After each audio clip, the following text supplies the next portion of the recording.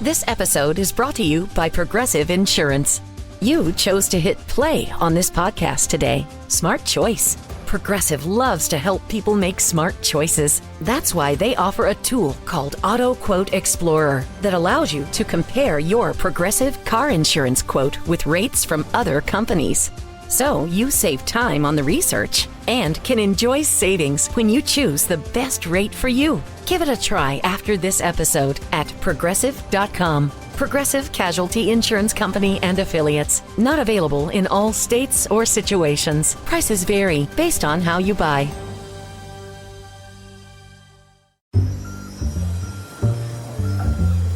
Can lighter structures really be stronger? Yes, they can. ExxonMobil is helping advance American industrial innovation with Proxima Systems, enabling a lighter and stronger alternative to traditional rebar while lowering greenhouse gas emissions to help build a more efficient construction industry with sustainability in mind. ExxonMobil. Let's deliver.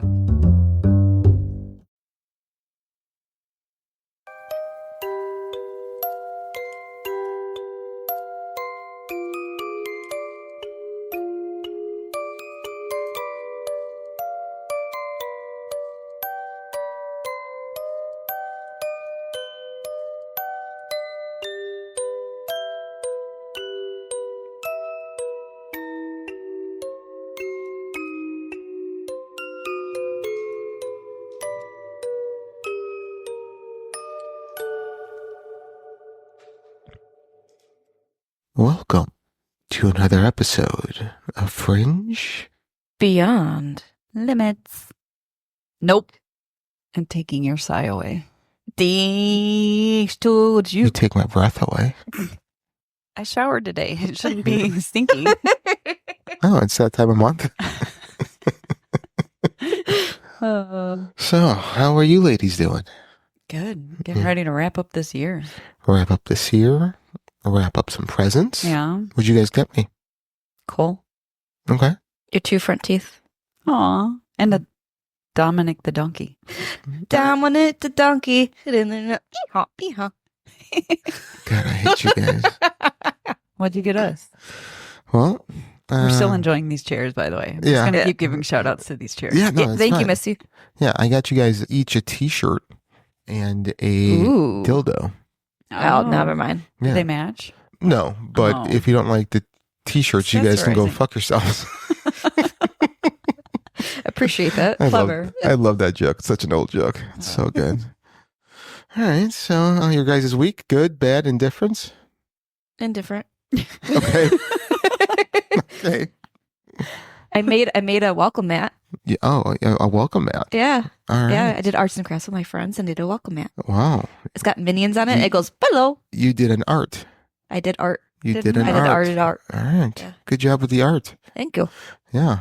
But what else do you do? Just one mat? That's it? Just one mat. And then I got some other ideas I want to do. Because I like arts and crafts stuff. Do you? I love painting. So anything has to do with painting. Do you ever dump paint all over your body and then all over Brian's body and then have sex on a white canvas and see what kind of art you guys make that way? Nope. I think that'd be cool. I think it'd just be like one position. It's just Brian's butt cheeks. It's her back, his hands, and his knees. So Each body part should do different colors. So at least there's more color in there then. that would be fun. Yeah. Instead of one color. So what color would his privates be? Do neon pink. All right, so we will not see neon pink on the neon canvas pink at on all. the canvas. All right, well that's that's something that you guys can experiment with. Yeah. Yeah. Yeah, that's an idea. Next time I go over, there's like this big painting. I'm like, oh, I know what that is. Well, it's going to be like a late Christmas present for you. Yeah, that's fine. Well, technically, since we're having our family holiday Mm-hmm. later on, it will be your Christmas present then. Yeah. Ellen, and I think we're hosting too. Yeah. Shit.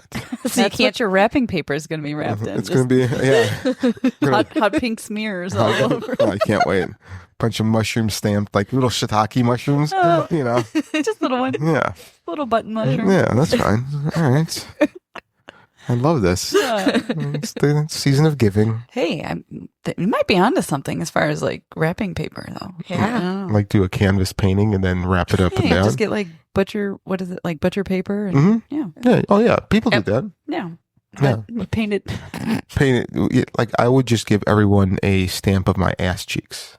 I would just go, sitting on each one at a time. I want to know what your neighbors think when you're just out in the backyard. Just you look up like, hi, how you doing? Just over here, ass stamping. Yeah. Hey, this one's for you.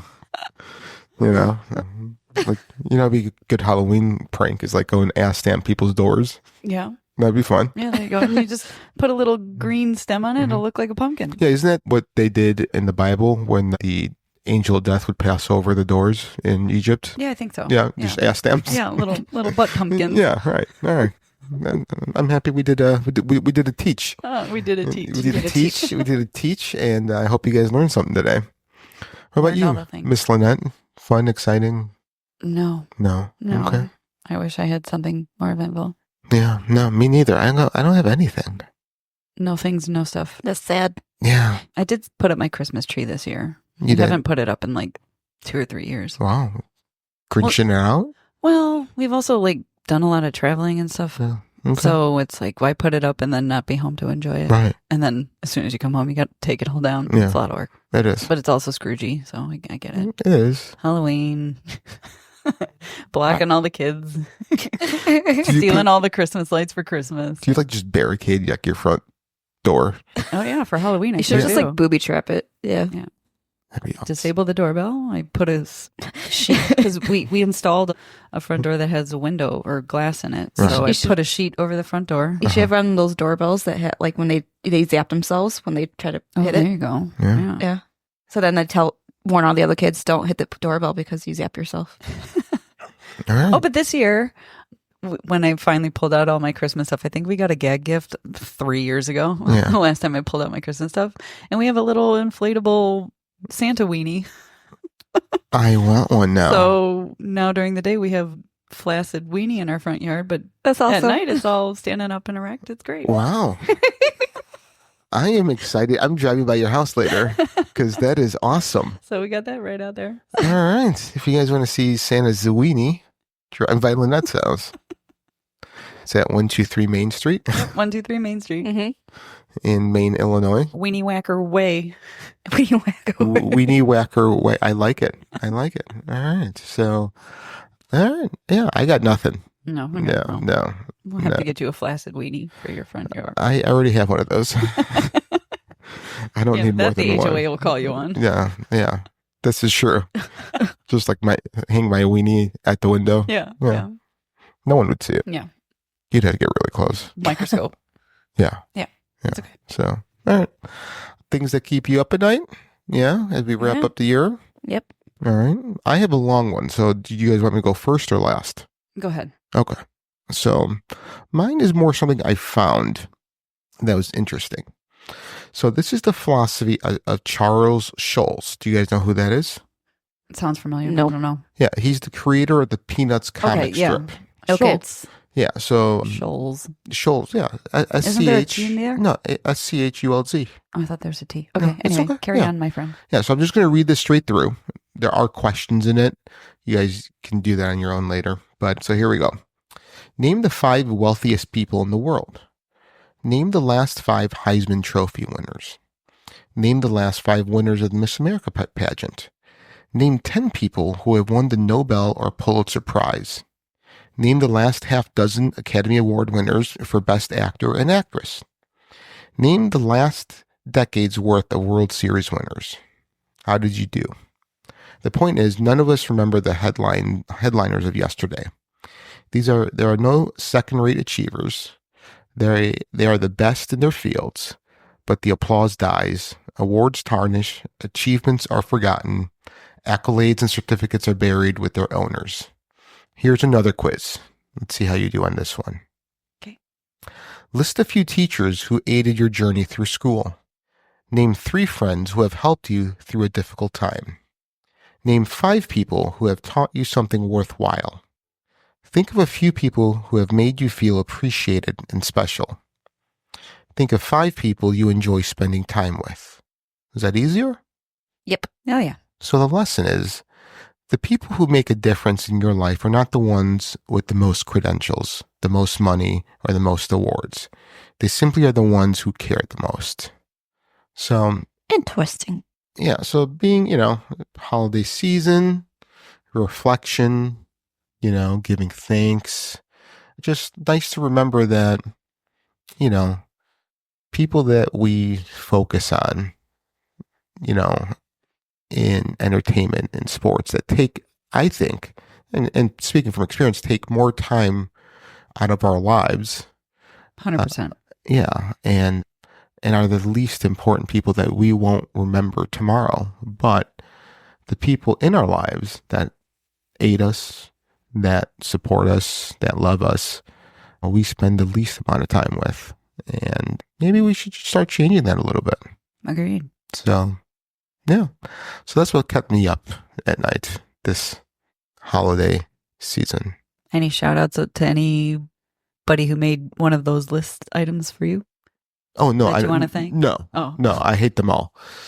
No. Yeah. The people on your list that Yeah. made a difference in your life. You hate Yeah. them No. all? Yeah. Oh. No one's made a difference in my life. Okay. Yeah. Got it. Yeah. So, Okay. Not even your dogs? no, they are such a burden on my money.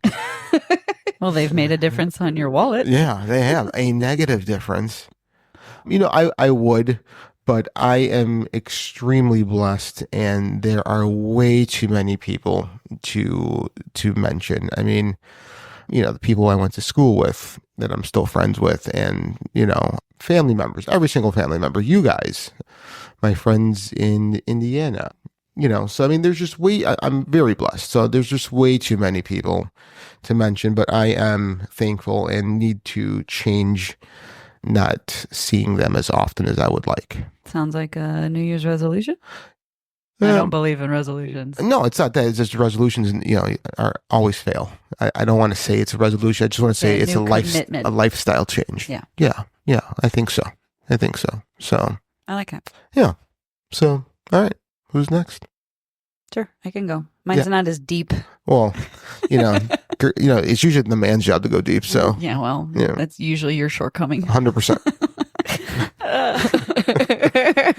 So I was on a social media app or whatever, I don't know, trying to kill some time before, the things that take away from my life, before Yeah. instead of spending time with the people that mean something.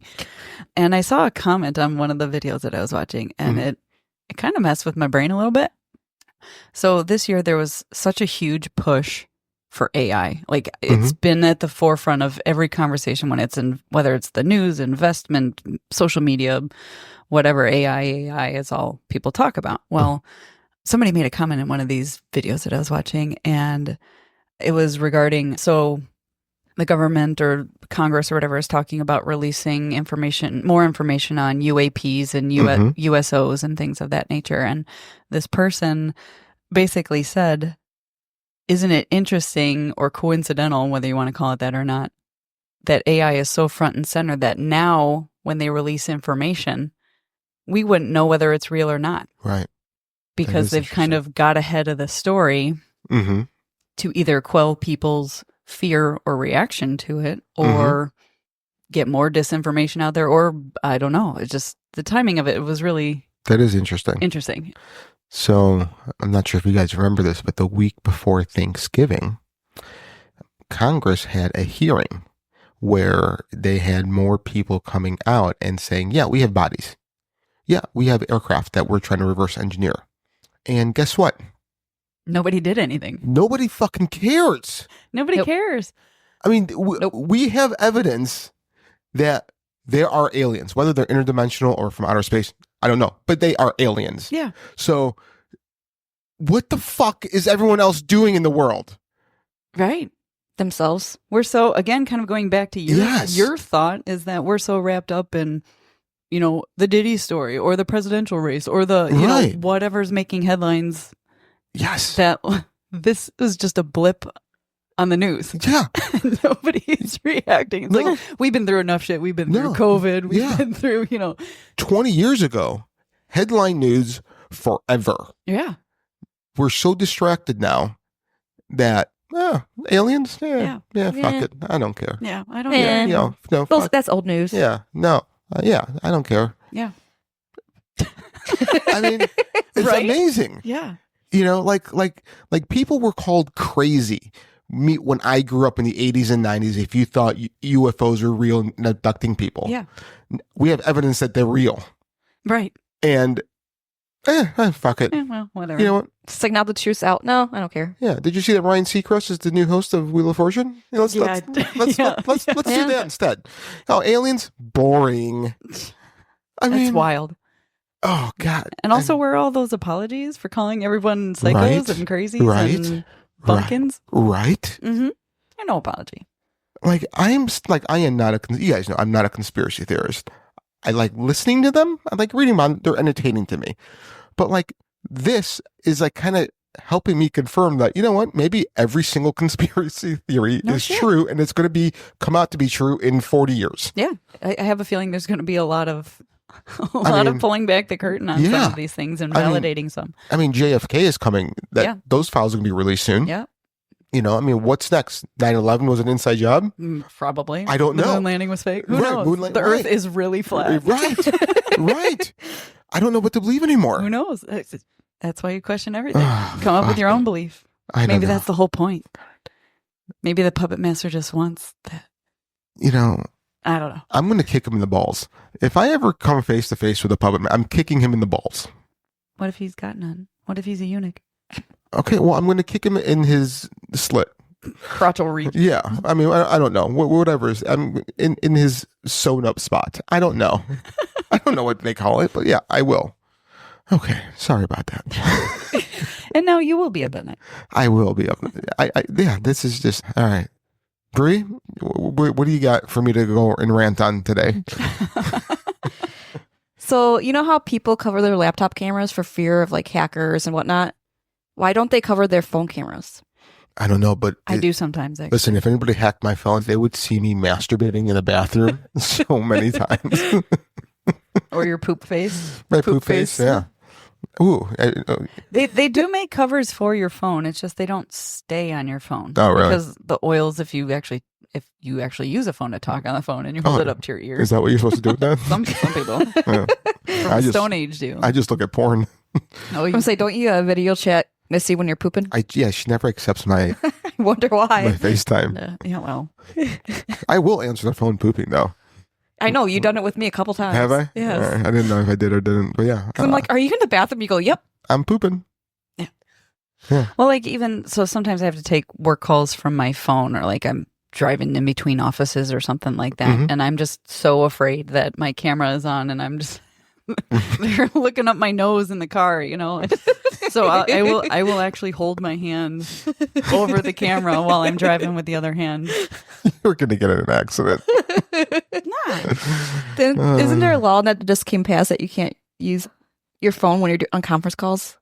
Well, it's Bluetoothed Yeah. to my car, but like I thought there was like some like law or something that I don't- state passed that like when you can't take Teams calls or any type of conference calls when you're driving. I don't think so. I thought so. I don't know. I could be wrong, but I don't think I so. mean, if you had to guess what state who did that, who do you think? Oh, it'd be fucking Illinois. Probably. Yeah. I mean, they do everything else that's Yeah, stupid. I mean, like to make dumb laws. Yeah, pretty much. Yep. Yeah. Yeah. Land of the free. Mm-hmm. Not at all. So, all right. Sorry, it was new Illinois law bans video conferencing behind the wheel. See, it was Illinois. But Well, I wasn't still video. you cover here because you think No, it's video. Well, no, because somebody's sharing a spreadsheet. It's not that I'm like Yeah. reading a spreadsheet while I'm driving, Yeah. but like, Yeah. Yeah. The Oh. fact that like it's, I guess it's another one of those not deep thoughts, but thoughts that keep you up at night. It's like You don't- every law reason why that's out there is because someone is an idiot that did that. right, coffee's gonna burn your face. Yeah. No, we're such a nanny state. Oh yeah, It's not even funny.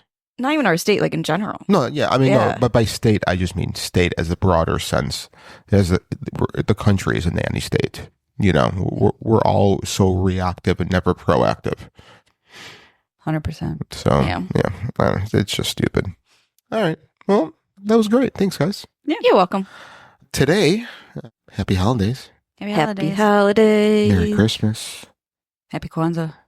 Happy Hanukkah. Happy Hanukkah. Happy Kwanzaa. Is there any other ones? Happy any other holidays out there Yeah, that we didn't missed out. Yeah, I don't know. I don't know if there's any. We should learn about other holidays.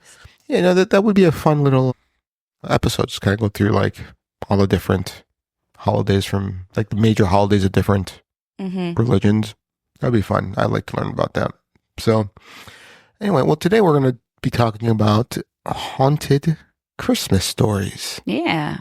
It's not all about candy canes and, well, elves are scary anyway. So. Cookies. Listen, you have a fat guy in a red suit coming down your chimney and you have to leave him cookies.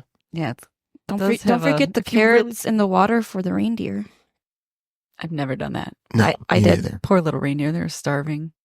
I would leave them out the carrots in the water. Well, okay. What is the worst Christmas present you guys ever received?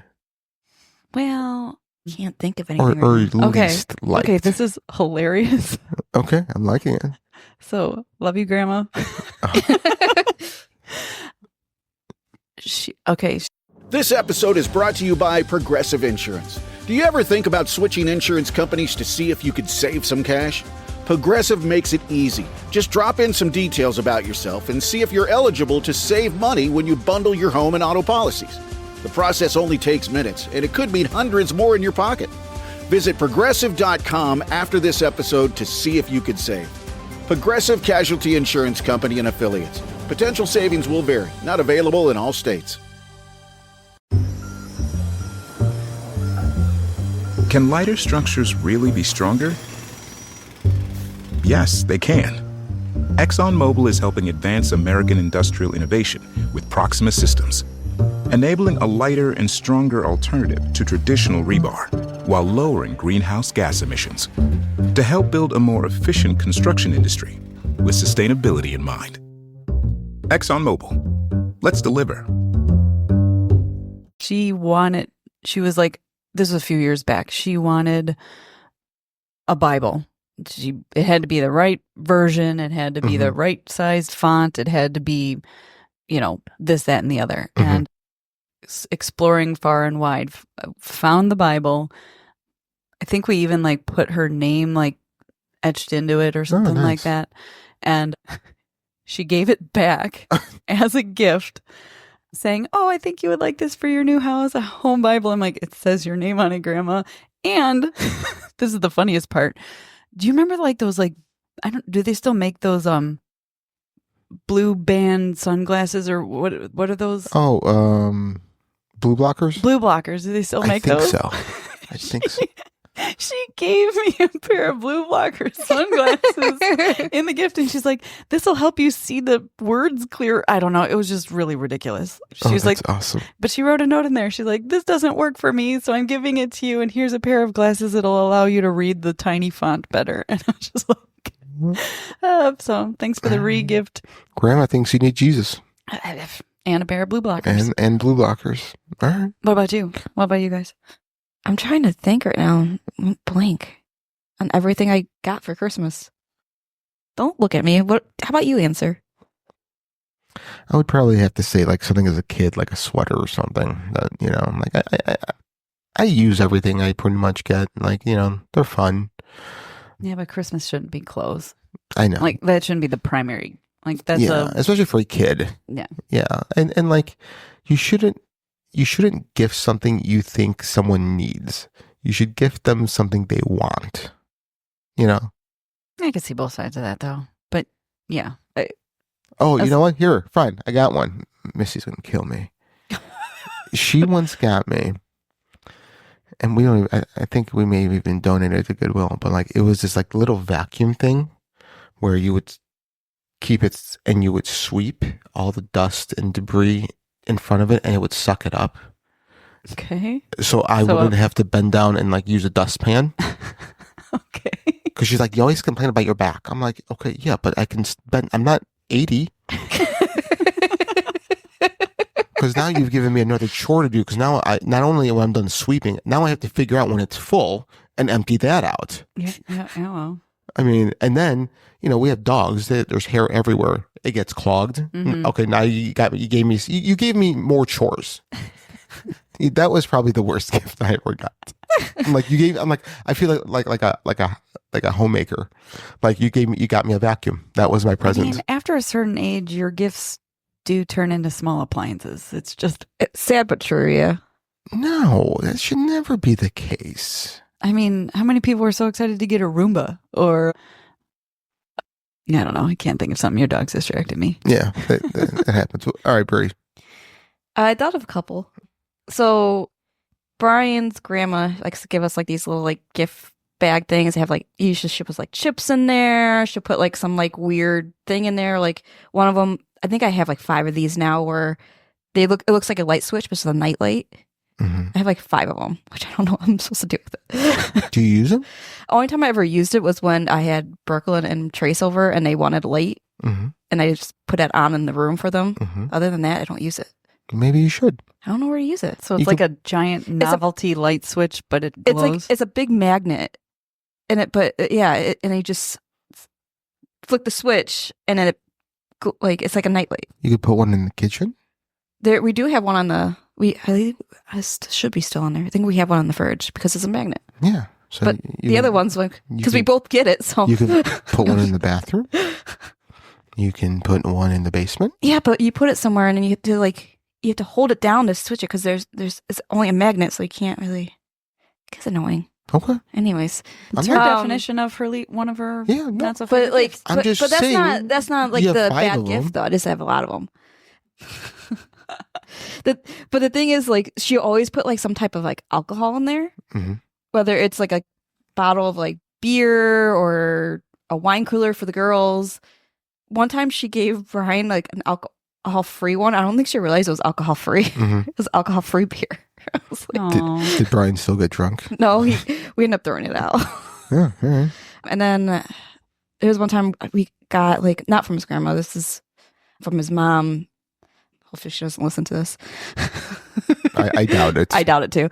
She gave me like this like taco buffet thing. I don't even remember what it was, but something to do with like a buffet and tacos and stuff. And Brian and I looked at it like, you could tell she didn't know what to get me, so she got me that one of those type of gifts. And I'm like, what are we gonna do with this? He goes, I don't know. I'm like, so we end up like donating it at one point, but it was like sitting like in a crawl space for like 2 years before we decide what to do with it. Like all those like little niche things look and sound like a great idea, but they're never practical. Right. Like you use them maybe twice ever, and they just sit there. So like your ice cream maker that you gave me. Yeah. Did you ever use it? Nope. Yeah. See, it's in a crawl space. Yeah. It just goes to someone else's house. Yep. To sit and take up space. Yep. Yeah. So, all right. Yeah. That was fun. All right. So, as we start with our haunted Christmas tales. What does a haunted Santa sound like? That's what I think you sound like giving a blowjob. He said it, not me, but I thought it. Yeah. Okay. A haunted Santa would probably be like, okay, you sounds definitely like a blowjob too. Yeah, no, I did that on purpose. When we clean that up and post, that's going to delete that out for our Probably. listeners. Probably. Sorry, Yeah. the cleanup is going to. You may or may not actually hear that. I hope it doesn't, but yeah, I don't know what a haunted Santa sounds like. I think you guys are pretty close. Yeah, Some combination of the two. Some combination of a blowjob and choking. Yeah. Right. What's your impersonation? I don't know. What the fuck was that? I don't know. I was starting to do Dracula, and it was not Santa enough. All right, I'll work on my improv later. Thank you. Okay. All right, from A Christmas Carol to Krampus, there has been a long and loving tradition of injecting the paranormal into your pageantry. but there are some that have made an impression on us more than others, making them our go-to tales for everything terrifying. Some may be printed and others just whispered in front of the fireplace, but all of these stories have stayed spooky throughout the years and will likely continue to top the list of Yuletide ghost stories for many generations to come.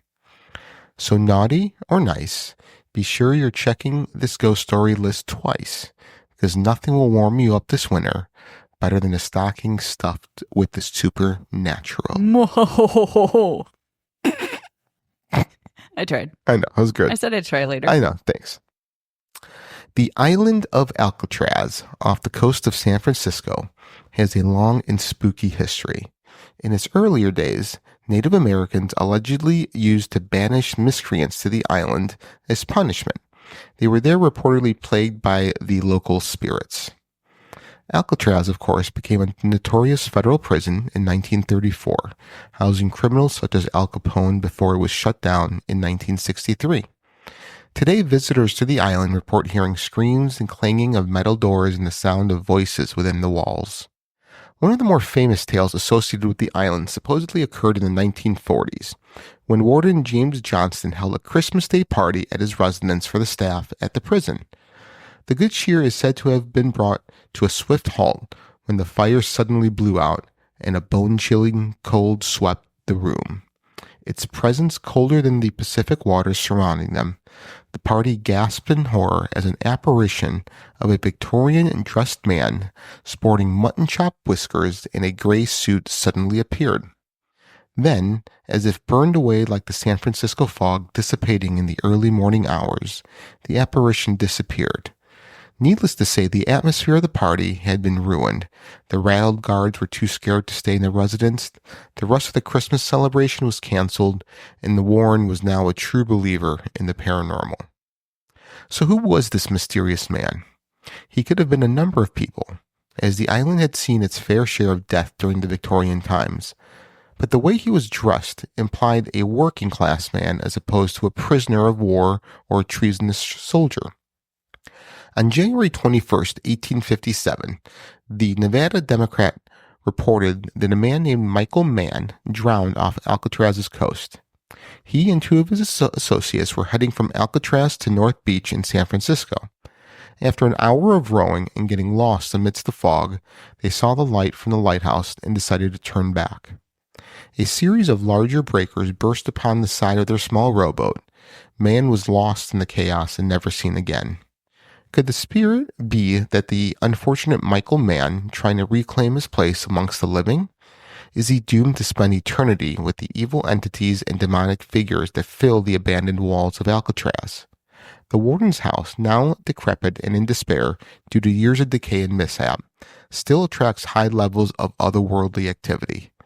Visitors come far and wide to Alcatraz to hear the spooky stories of this infamous prison and possibly catch a glimpse of one of its many eternal prisoners. That's a place I would love to go. 100%. Me too. Yeah. They don't let you go inside anymore. No? Last I heard. I thought it was just too far disrepair that Yeah. it's dangerous. Yeah, I'm surprised that, with as much, that's the word I'm looking for. I mean, visits they get, they can't raise money to do that. It's going to San Francisco government pocket. Yeah, Come right? on. No, but my theory is that the folks were mostly scared of this apparition because of the mutton chops. Yep. Listen, that is very unnerving. Yeah. Yeah. Those are going to haunt my dreams tonight. Fortunately, I can't grow facial hair very well, and I can't grow mutton chops, or else I would. All right, our next story. The ghostly queen returning home at Hever Castle. Long before her marriage, Anne grew up in Hever Castle, the longtime home of the Boleyn family nestled deep within the Kent countryside. It is an idyllic childhood full of love and happy memories, especially around the holidays, which was Anne's favorite time of the year. All of that would change, though, the day she married King Henry VIII. Anne Boleyn is notorious as the second of King Henry VIII's ill-fated wives. To marry Anne, Henry spent years seeking a divorce from his first wife, Catherine of Aragon, and went on to sever England's relationship with the Catholic Church in Rome, forever changing the course of British history. It should have been a sign in retrospect that becoming the wife of the king who basically invented second wives was maybe a bad idea, especially considering that his Royal Highness' mental health was by then declining as quickly as his cruelty was growing. But Anne was in love, and who didn't want to be a queen? So Anne married Henry, and they enjoyed a few short years of royal bliss until that demon living in Henry started to rear its ugly head once again. Despite the lengths he went to ensnare her, Henry soon grew tired of Anne and chose to believe the idle gossip surrounding her. It started with rumors around court, people whispering about witchcraft and treason, adultery and incest, and everything in between. To Anne's surprise, most of the accusations stuck, leading King Henry VIII to formally charge her in 1536, as we well know, cut off her head. A tragic end within a dark part of history, but for Anne Boleyn, the story isn't quite over. It seems that Anne's spirit didn't stick around to watch King Henry VIII abuse and berate the next 4 wives, one of whom also lost her head, and instead returned to her ancestral home in the countryside. Today, people all over England know about that castle in Kent, now home to Anne's ghost. In fact, she's still seen on the grounds to this day, reliving the happier moments of her life as she slips through the walls of her favorite place, Wawel Castle. A number of reports exist of the ghost of Anne Boleyn. Some say that every Christmas Eve, the spectral figure of Anne Boleyn can be seen slowly gliding across the bridge over the river Eden toward her family home. So, what do you guys think? I want to visit the castle. I want to kick King Henry VIII in the nuts. Same. Yeah. He Ooh, was can we one. bring him back to life and do that? Yeah. And then cut off his head? Yeah, Like that's he fine. does with this wife? Yeah, you go learn necromancy, Okay, I'll do it. and we could do that. And you'll build a gallows. Yep. I'm on it. And the gallows is him standing, legs widespread, and a wooden leg just hitting him in the nuts. Should we use the Tucker telephone on him too? Yeah, we could do that. Why not? Yeah. Okay. The apparition of a murdered highwayman in Kent. Another tale from Kent, England, is that of a murdered highwayman. One Christmas Eve near the close of the 18th century, a notorious highwayman named Gilbert is said to have stopped a coach and horses on the Hawkhurst Road in Marden, Kent. The coach contained a young lady and her father, and Gilbert ordered them out onto the road. Just as the girl stepped out, the horses bolted, taking the coach and her father with them. The young lady was left alone on the dark road with the highwayman. And as she looked into his face, she recognized him as the very same highwayman who had murdered her brother some years earlier. Horrified, she drew a hidden knife from her bag and stabbed Gilbert in the side, fleeing into the bushes. When the horses were calmed and the coach returned a little while later, the men discovered the bloodied body of the highwayman and buried him at the side of the road. When villagers found the woman in the forest the next day, she had gone completely mad. They avoided the spot on the road for many years, and it's said that every Christmas Eve, the bloody scene is silently replayed to all that pass through. So what is it about roads and murdered people? Why do you think that keeps spirits and stuff showing up? I mean, you hear about the prom queen who, got dumped or whatever. I don't know. So someone getting hit on the highway riding a bike or whatever, but Hitchhiker killer. yeah, all of that. Is it just because it was sudden and a shock, or is it Be a real? Traumatic experience type thing that just Or is it just us feeding that energy? probably. Like you go looking for it and then you Yeah. find it? Yeah. You just manifested Right. it. Yeah. But like, what if you're just driving down a lonesome highway, not paying any attention, and you got a hitchhiker coming in? You're not even thinking about it. Are you talking about like the hitchhiker ghost? Yeah. Well, Or the ghost hitchhiker. Or the ghost hitchhiker? I mean, again, I think our energy feeding that event just kind of keeps it coming back, or maybe it's so well traversed that everybody's energy is constantly leaving an imprint, so it's just collecting more energy? Question mark? Then shouldn't there be a lot of deer ghosts? That's if deers had souls. They do. Question mark? I like how this comes back to my thought from the other time. Yeah. Other episode. Listen, I'm putting a question mark at everything I'm saying. I don't know if, I'm not stating facts. I'm putting question marks. What if it's the spirit of the hitchhiker killer and the killer of the hitchhiker? Listen.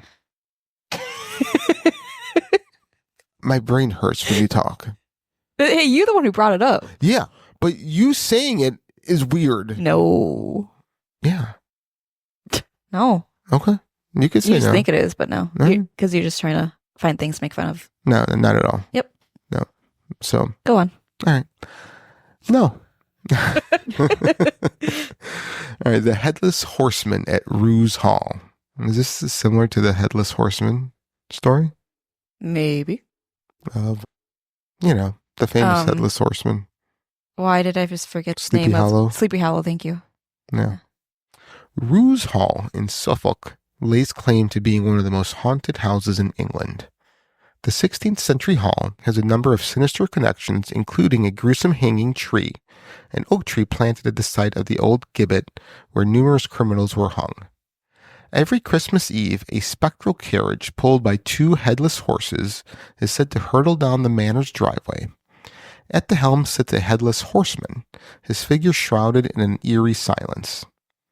The carriage, a phantom apparition, materializes out of the darkness and races towards the grand entrance at Ruse Hall. As it reaches the doorstep, it vanishes without a trace, leaving behind an air of mystery and dread. While the exact origins of this haunting spectacle remain shrouded in mystery, some believe it's tied to the dark history of the manor.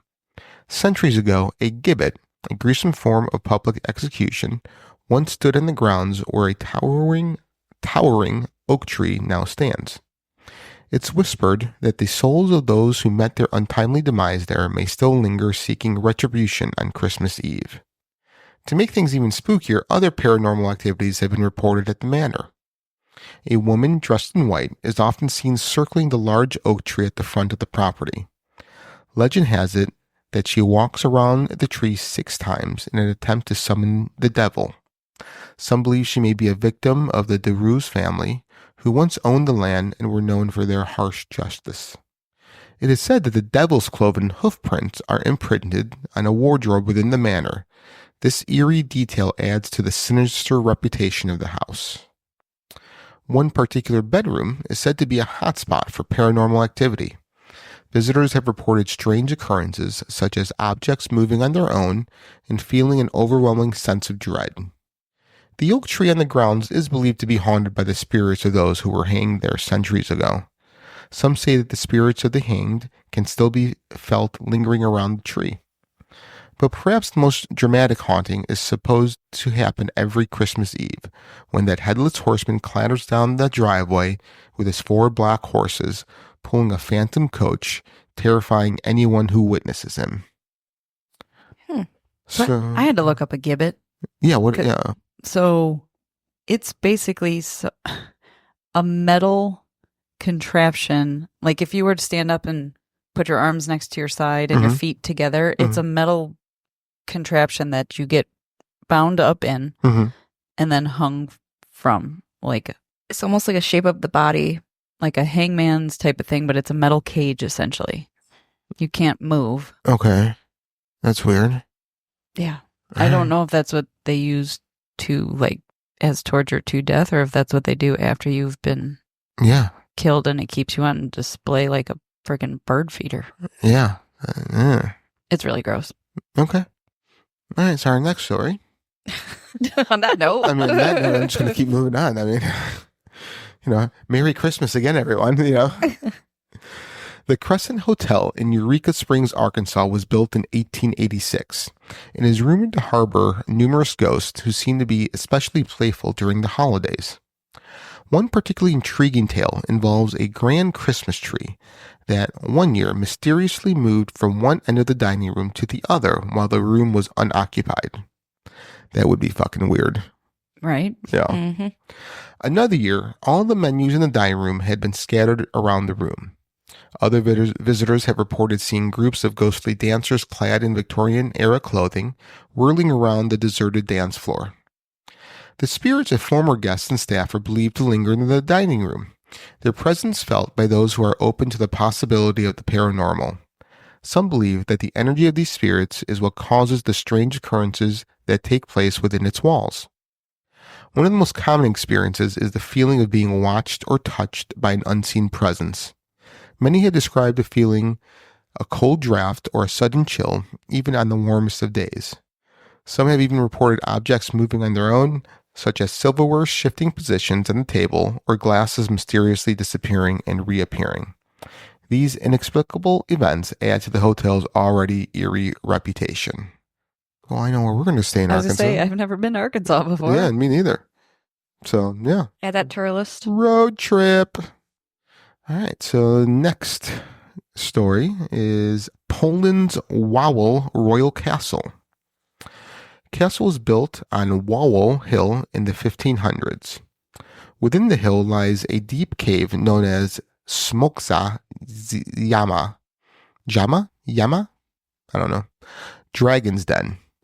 Legend has it that a great dragon once lived there, terrorizing the locals before Prince Krak bravely vanquished the dragon and brought peace to Poland. According to local legends, on Christmas Eve, the ghosts of former Polish kings gather in the basement of Wawel Castle for a secret meeting, led by the Boleslaw the Brave, the first crowned king of Poland. These spectral monarchs discuss the fate of Poland.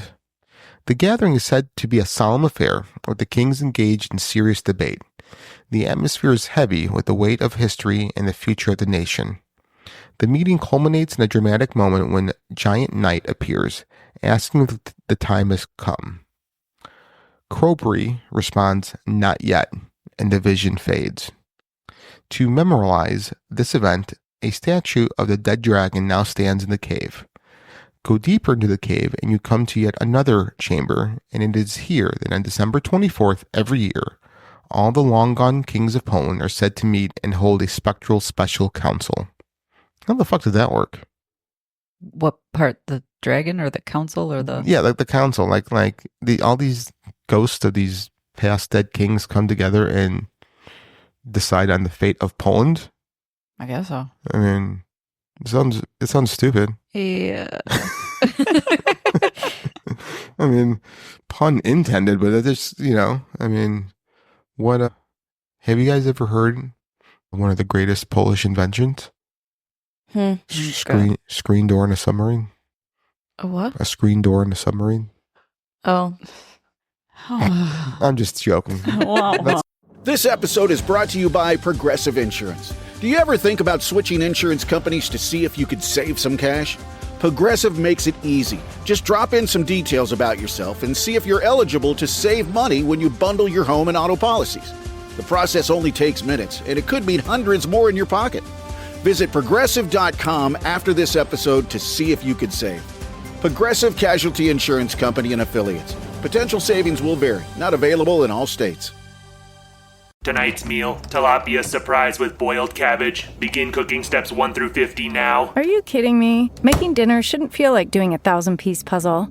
With Blue Apron's new one-pan assemble and bake meals, the hard part's already done. Pre-chopped ingredients, zero stress. Just assemble, bake, and enjoy. No complicated steps, no mountain of dishes. Try Assemble and Bake today. Get 20% off your first 2 orders with code APRON20. Terms and conditions apply. Visit blueapron.com/terms for more.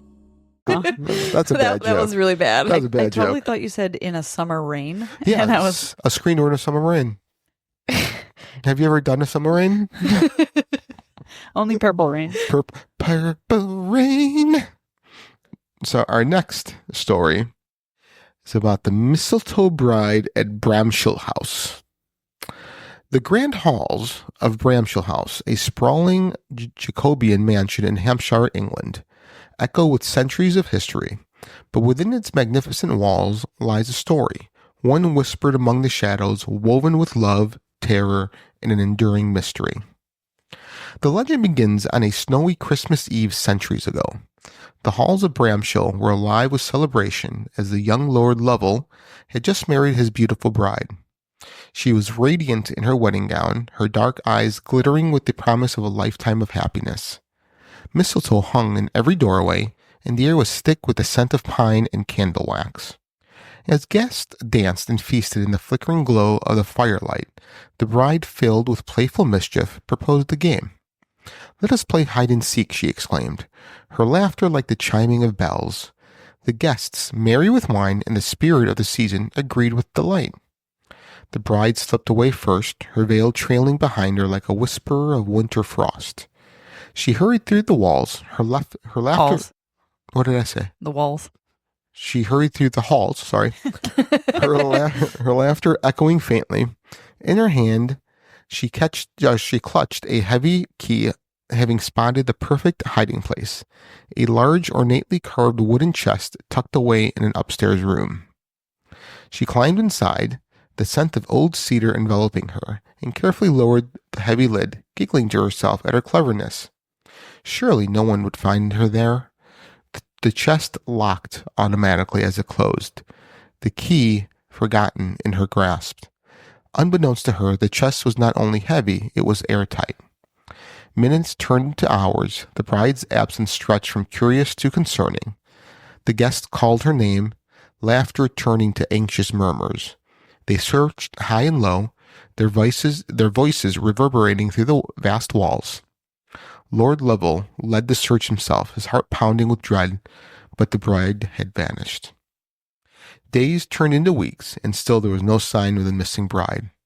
Lord Lovell was inconsolable, his grief etching lines into his face. Some whispered that she had run away, overwhelmed by her new life. Others hinted at foul play, but the truth was far more chilling. Years passed. The mystery of the bride became a sorrowful legend, a ghost story whispered among the servants and tenants of Bramshill House. Lord Lovell, broken by his loss, left the house, leaving it to the silence of time. Nearly 50 years later, a new generation occupied Bramshill. As workers were tidying the unused rooms, one stumbled upon the old wooden chest, its intricate carvings now dulled with age. Curious, they forced the lid open. Inside lay the brittle remains of a woman still wearing the tattered remnants of a wedding gown. Clutched in her skeletal hand was the key to the chest. The air in the room seemed to chill as the workers realized what they had found, the long-lost bride. Her tragic death had been slow and silent, her screams muffled by the thick walls of the chest. She had died waiting for someone to find her. Since that fateful discovery, many have claimed to see her spirit wandering the halls of Bramshill House. Dressed in a spectral wedding gown, she drifts through the rooms, her presence accompanied by the faint scent of cedar and the chill of sorrow. Some say she stands by windows, gazing longingly into the distance, waiting for her love to return. Others have heard the faint, mournful sound of her laughter, echoing in the still of the night. The mistletoe bride is not just a ghost, but a reminder, a cautionary tale about the perils of fate and the fragility of happiness.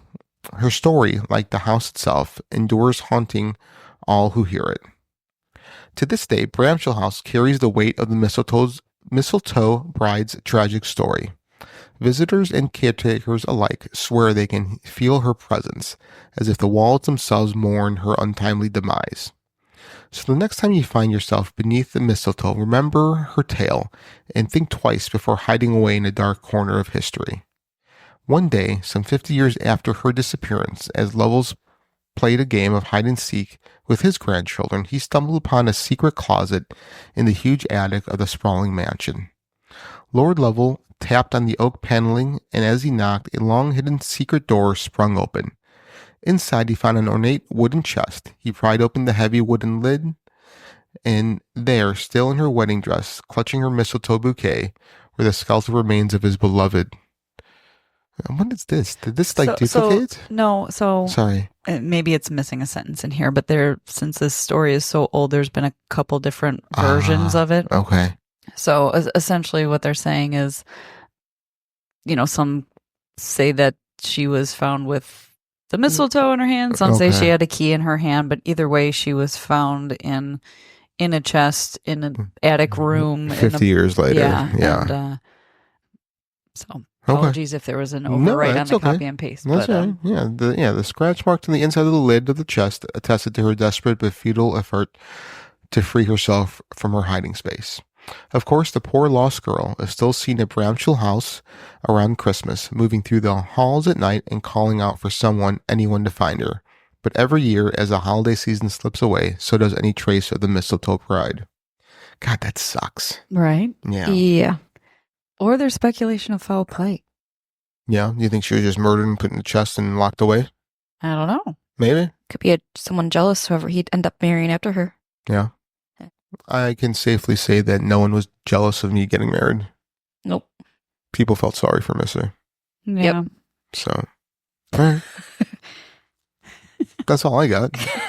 All right. So those are just some historical legends, I suppose. Yeah, no, I like that. I like how a lot of ghost stories with women, they always end with like, now their ghost is there still waiting for the beloved.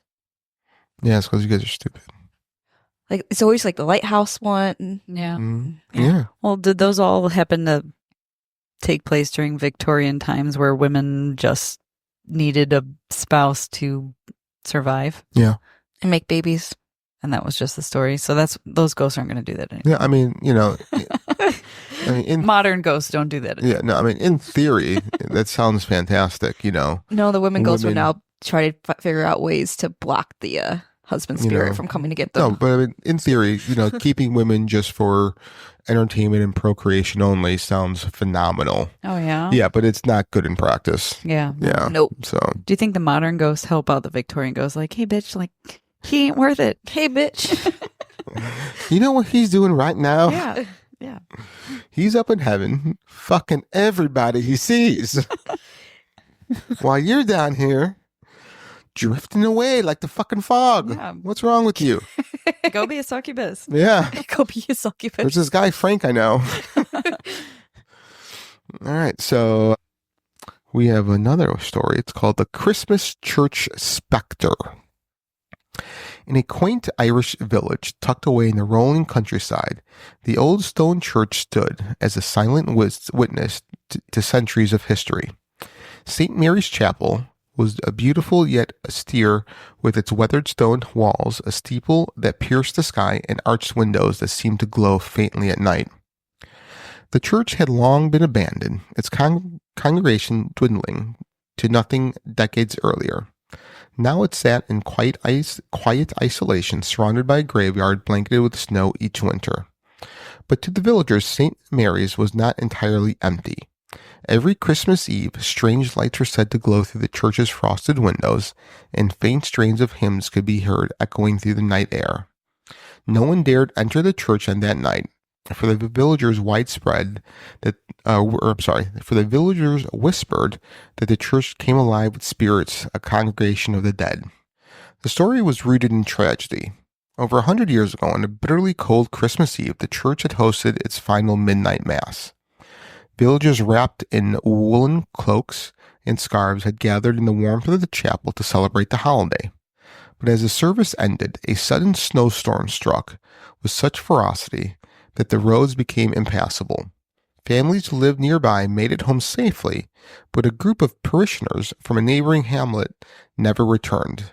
Lost in the blizzard, they were found days later, their bodies frozen in the snow. The Mass was never held again, and St. Mary's doors were eventually closed for good. But the legend persisted. On Christmas Eve, the lost congregation would return, their spirits gathering in the chapel to complete the service they never finished. One year, a young man named Patrick decided to investigate the tale. Skeptical by nature, he dismissed the stories as superstitious nonsense. Ghosts don't sing carols, he said, with a laugh, but his curiosity got the better of him. On Christmas Eve, armed with a lantern and a flask of whiskey to stave off the cold, Patrick made his way to the church. The night was deathly quiet, the snow crunching under his boots as he approached the chapel. As he neared, he noticed a faint golden light flickering through the window. His breath caught. Peering through the frosted glass, he saw something that made his blood run cold. The pews were full. Shadowy figures, translucent and shimmering, filled the rows. They were dressed in old-fashioned garments, their heads bowed as if in prayer. At the front of the church stood a spectral priest leading the congregation in a hymn. The sound was faint but unmistakable, a hauntingly beautiful melody that seemed to come from another time. Patrick stumbled back, his lantern swinging wildly in his grip. He turned and ran. The ghostly carols followed him into the night. When he reached the village, he breathlessly recounted what he had seen. The older villagers nodded solemnly, their expressions grave. "You've seen them," one said, "the lost souls of St. Mary's. They came back every Christmas Eve to finish their Mass." Though terrified, Patrick couldn't deny the profound sense of peace he had felt while watching the spectral congregation. From that night on, he joined the rest of the village in respecting the old tradition: leave the church to its ghostly visitors and let the spirits find their solace. I just think he got fucking drunk. Maybe. All that whiskey. You know? I mean, what do you guys think? No? Could be. Yeah. Yeah. I mean, depending on how cold he was, I mean, if he was drinking a lot of whiskey, you try to stay warm. All right. Yeah. Could be all in the head. Okay. All right. So our next story. In the winter of 1985, Sam, a writer looking for solitude, decided to spend Christmas alone in a remote mountain cabin. It was a picturesque retreat nestled in a forest blanketed with thick snow. The cabin was old but cozy, with wooden beams, a crackling fireplace, and the kind of silence only the wilderness could offer. Sam relished the idea of spending Christmas reading, writing, and reflecting by the fire, away from the pressures of city life. The first few days were idyllic. Sam decorated the cabin with simple garlands and a small tree he'd cut himself, enjoying the rustic charm of his surroundings. Snow piled high outside, and the only sounds were the occasional rustle of wind and the distant hoot of an owl. He felt utterly at peace. How did you get that? I have owls in my backyard. No, I mean, how did you get a recording from that night? Oh. That's impressive. Yeah. You know? Maybe I was Sam. Yeah, that's great. I mean, the kind of investigatory work we do is amazing. Yeah. I'm That was the win. Yeah, that's phenomenal. I can't believe how we just get all this audio. It's so crazy. The interweb's a beautiful thing. My mind is blown. So on Christmas Eve, after a hearty dinner, Sam settled in by the fireplace. What the hell was that? Was him eating a hearty dinner? Him eating? Were you there? Like, did you go back? Do you have a time machine? That's amazing. I have a chronovisor. Yeah. Sam settled in by the fireplace with a cup of tea and a book. The flames cast dancing shadows on the walls, and he drifted into a comfortable drowsiness. At some point, he nodded off, his book slipping from his hands. Suddenly, Sam woke with a start. The room was icy cold, as though the fire had gone out, but when he looked, the flames were still burning brightly. Confused, he sat up and glanced around. That's when he saw it. A faint, translucent figure standing at the foot of his bed. It was a man, dressed in tattered clothing, his face pale and eyes wide with urgency. Sam froze, his heart pounding in his chest. The figure didn't speak, but raised an arm and pointed toward the fireplace. For a moment, Sam stared, unsure of what to do. Then, as quickly as it had appeared, the figure faded into nothingness. The warmth of the room returned as though nothing had happened. Shaken, Sam got out of bed and cautiously approached the fireplace. At first glance, everything seemed normal. Then his eyes caught something. One of the logs had shifted, its edge precariously close to rolling out of the grate. It was smoldering, sending faint tendrils of smoke into the room. If it had fallen out, it would have set the rug on fire, and the entire cabin. Sam quickly adjusted the logs and ensured the fire was safely contained. His hands trembled as he returned to bed, unable to shake the image of the spectral figure. Who had it been? Why had it appeared to warn him? The next day, Sam told the cabin's owner about the incident when they called to check on him. The owner was silent for a moment before replying. That sounds like old Henry. they said. He built that cabin decades ago and lived here until he died in a fire, right by that same fireplace. The story sent chills down Sam's spine. He stayed for the remainder of his trip, but he was careful to watch the fire closely. Though unnerved, he felt a deep gratitude for the ghostly warning. Perhaps he thought Henry was still watching over his cabin, determined to prevent anyone from meeting the same fate. Interesting. Yeah, this is the first time we actually got real audio from a haunting. I know, it's crazy, right? Yeah. From way back in 1985. Yeah, I mean... That's very clear Were you guys audio even from born him. then? Nope. Yeah. Were you? Yeah. I was a year old. Oh. And you got that, you knew how to use a recorder. How were you able to fumble the tape into...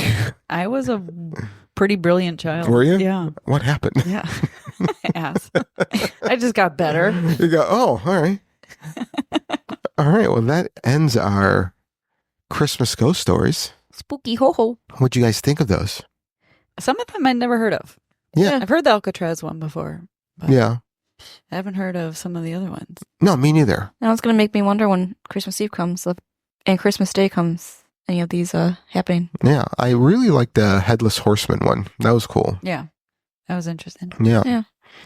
So, yeah. Any partying words? Nope. Bree is so full of words. I know. I have a lot of words, yeah. Frank's biting your tongue. It's Christmas. Yeah, yeah.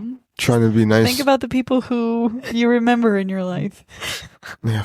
and those you wish to forget. Hey, remember, you married Missy. That means you got to deal with me. Yeah, that's you're one of the reasons why So I get to see you on Christmas. you're one of the reasons why I'm talking to a divorce lawyer. Frank's going to be like, hey, let's play Christmas hide and go seek. Yeah. There's a chest over here. Yeah. So, she who will not be named, I am getting, I think, probably like a dildo for her for Christmas. That's hilarious. Didn't Oh, you should already do the give her wrapping one? gift thing for, like, with your Oh, mushrooms. the ass stamp. The ass stamp. Yeah. Mushroom stamp. I thought you already got her a dildo. I got there's her a a butt plug. butt plug. Yeah. Okay. Yeah. There's also some like, Why don't you get her a dental dam? oh, that's a good idea. Oh. Oh, should I get him a penis bump? Oh, God. Oh, Or like one of those that like suction cup to the walls. And then when you go over to the house and you see like paint marks. oh, I don't go over to the Okay, house. well, I don't know. Yeah, I know. I'm just saying we don't go there. Yeah. Oh, Sorry, Bree. these are ideas. No, this happens every year. Yeah. All right. No, I can't wait for her to open that gift. So, all right. Well, everyone, we wish you a Merry Christmas. And happy holidays. We got what? One more? Yeah, we got one One more. more before the end of the year and end Yeah. of season 1. Yeah. Yeah. It's been a fun one. It Yeah. has been a lot of fun. And yeah, Stay warm, stay safe, eat Yeah. cookies. stay spooky and join us in 2025 for some more exciting Episodes. Yeah, and if you have any episode suggestions, Yeah. throw them our way. Send them on out. If you have any stories of your own that you want us to publish one day, we can do that. Yeah. We'll give you credit. Yeah. So let us know. Talk to us. Lynette misses you. Big time, Odell. All right. So thank you for listening. My name is Frank, My name is Brie. And this is Lynette. and you've been listening to Fringe Beyond Limits.